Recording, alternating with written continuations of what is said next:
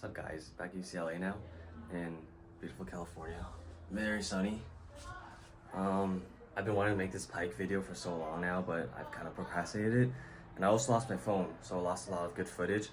But I still have a lot of good point of view footage of some sick eats, some fire bites, some decent pike, and I guess just some narration on some of my advice on how to fish, specifically the rocky-ish, weedy-ish shorelines of Ontario for these pike. But yeah, hope you guys enjoy.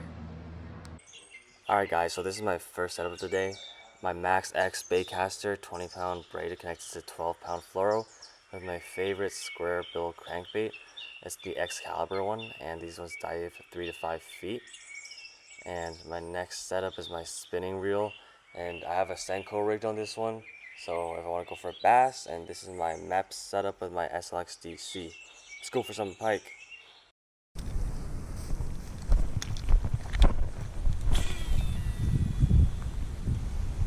Okay, so we're gonna cast this out, and the Mepps spinner is so nice because I'm using a Mepps Aglia long, the silver one, and it's a deep runner, so I can really control how deep it goes. And the Mepps Aglia long is definitely my go-to spinner, and honestly one of my go-to lures of all time for these northern pike, because they imitate bait fish in any conditions, and you can really control that depth, which is super important.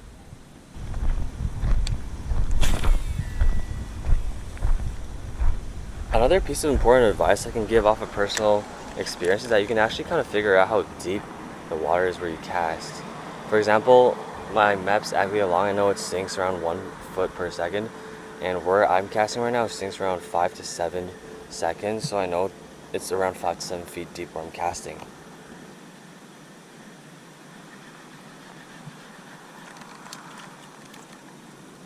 And you can also cast out like half-ounce split shots, like sinkers, whatever, and count how many seconds it drops, stuff like that.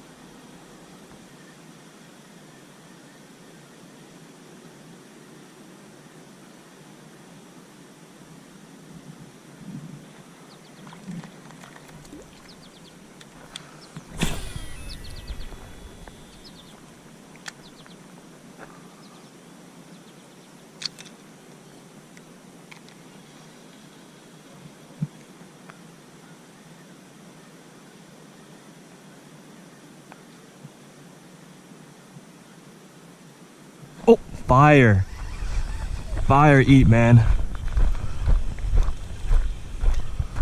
That's a pike. It's not a bass. It's a fire eat.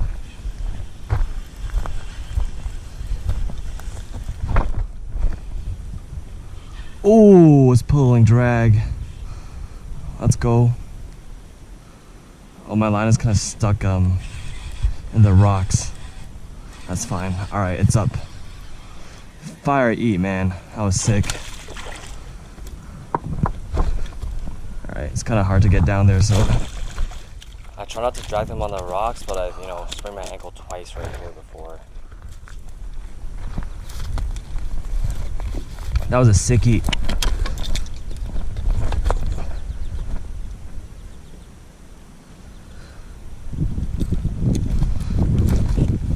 First pike of the day.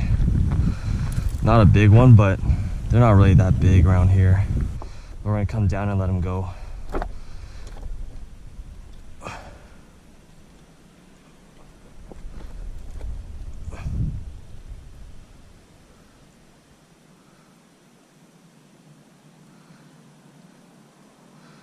Pike are not hardy fish at all. So if you keep them out of the water for too long, they often die. It's not what we want.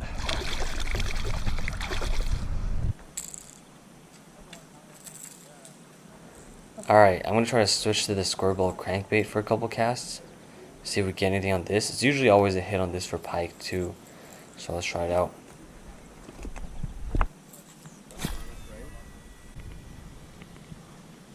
Oh, I got one already. Oh, fish on. It's a bass. It's a bass. It's jumping. Very small. Still something. on the Calibur crankbait, baby.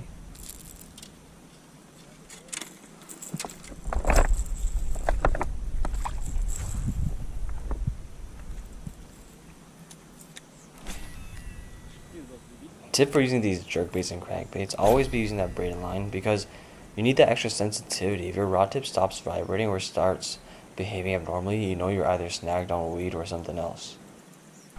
Damn, just came back from lunch. I don't know why it's getting so cloudy. Hopefully it doesn't rain later. But yeah, it makes sense that I caught that bass earlier. There's actually a patch of weed right next to me.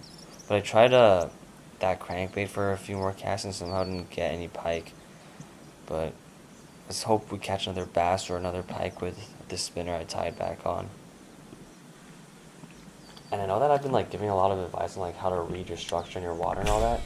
But to be honest guys, I've fished this spot over 30 times.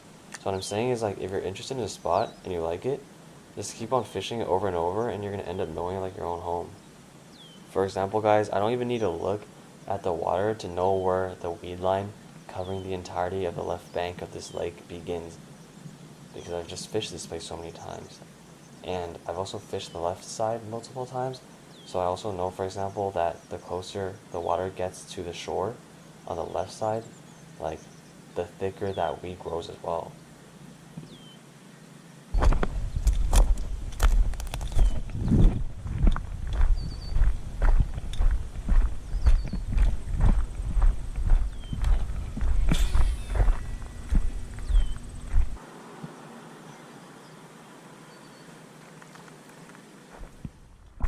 No, there's like a little submerged log here with some weeds. So I'm gonna try right here.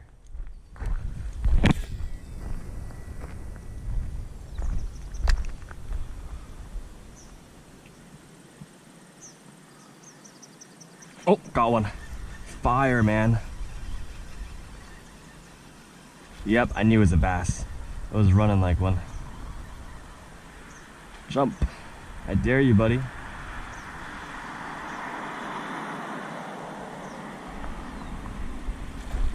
It's not that big, but anything is fun. Beautiful fish.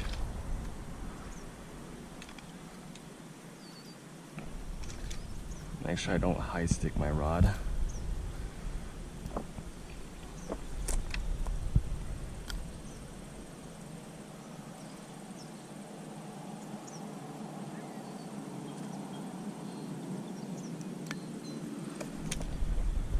Beautiful little bass here. Let's get him back in quick.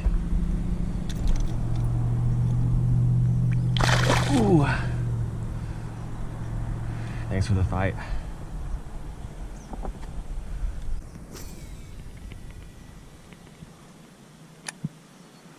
That's a good looking cast, I must say.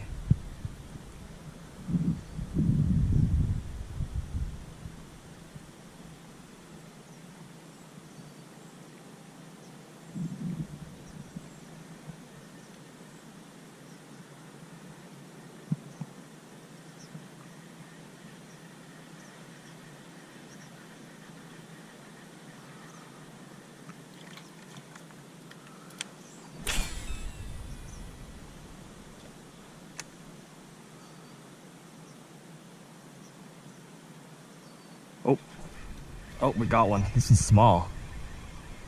Very small. It's a bass again for sure.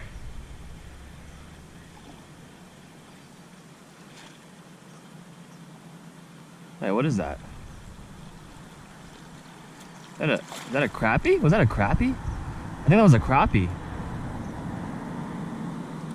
Damn. I have caught quite a few crappie on this exact Mepps too. And if there's one, there should be more, so.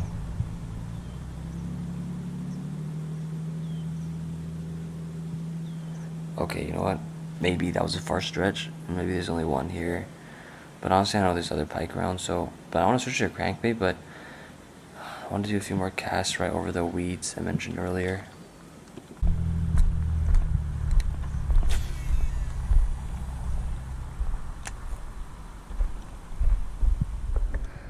The friggin' annoying thing is, I always somehow get messed up with the seaweed here.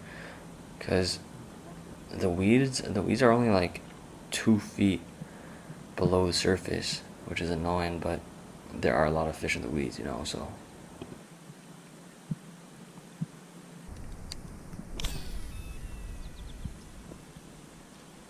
Also see a lot of people using like Texas rig Senkos, like weedless Texas rigs, and these weeds right in front of me. They catch a lot of smallmouth right now, but recently I've been more of a steady retrieve kind of guy. I feel like it's more exciting when they hit for some reason. But I do use plastic lures here time to time still. And I don't know if you guys noticed, but I can also see where when my lure enters the top of the drop off, which is when I start reeling back really, really fast like right now, because I don't want to get stuck, you know?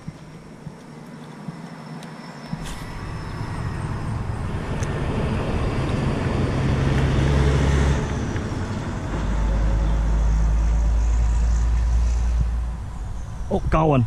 Ooh, sick eat, man. Sick eat.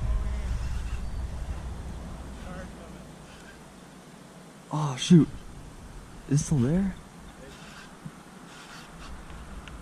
This is a good pike, man.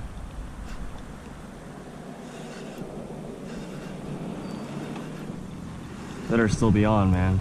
Better not be just seaweed now. Oh, that's a nice one. It's like a pike and seaweed together. Oh, it's a very small one actually. What the heck? It just bit really hard, I guess.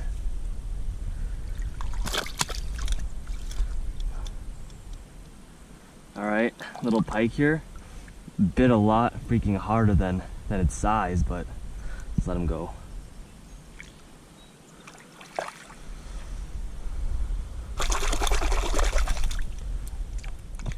Gonna try the right side of the dam for a bit. It's a lot deeper here. Still the same terrain, pretty rocky. Slightly a bit more weeds, but it's very deep, so we should totally be fine with the Mepps still. Gonna let it sink for around 5 to 10 seconds.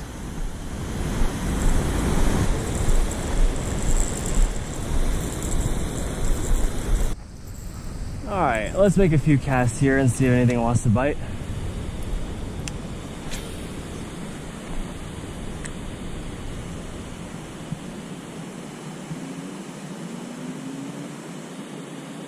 Oh, also I messed up my line on my SLX, so I changed the spinner onto my Garcia.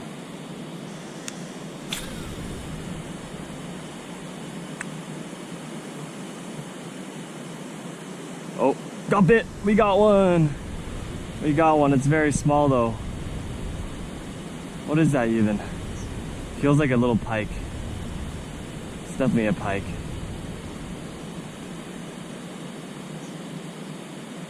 And reel him back slowly. If it was a bass, I would have jumped by now.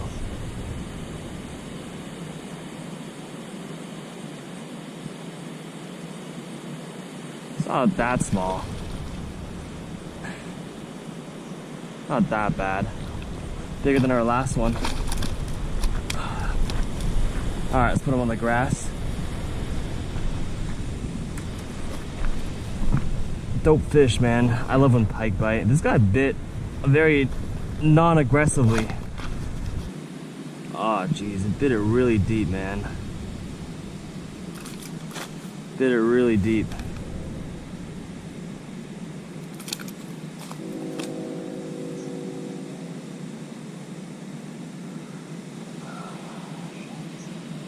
Okay.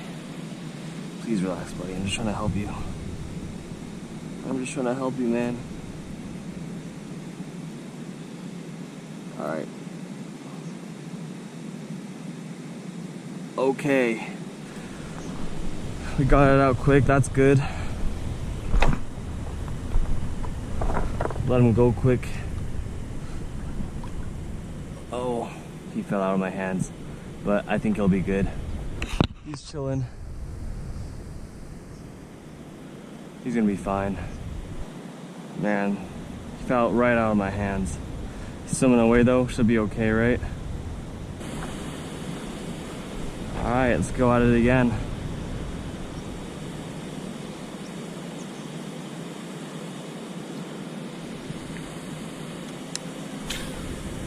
yeah, I do still feel pretty bad. Slipped down on my hands. Definitely could have revived him a lot better at least to ensure his survival, but it is what it is for now.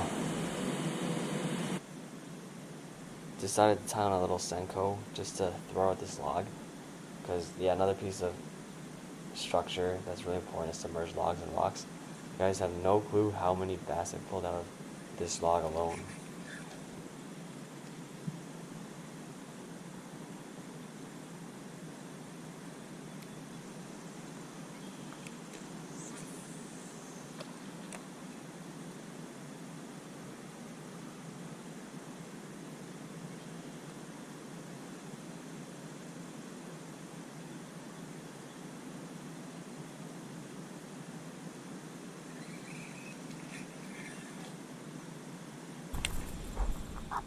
Well, lost the freaking Senko, so I decided to switch back to my little Squarebill.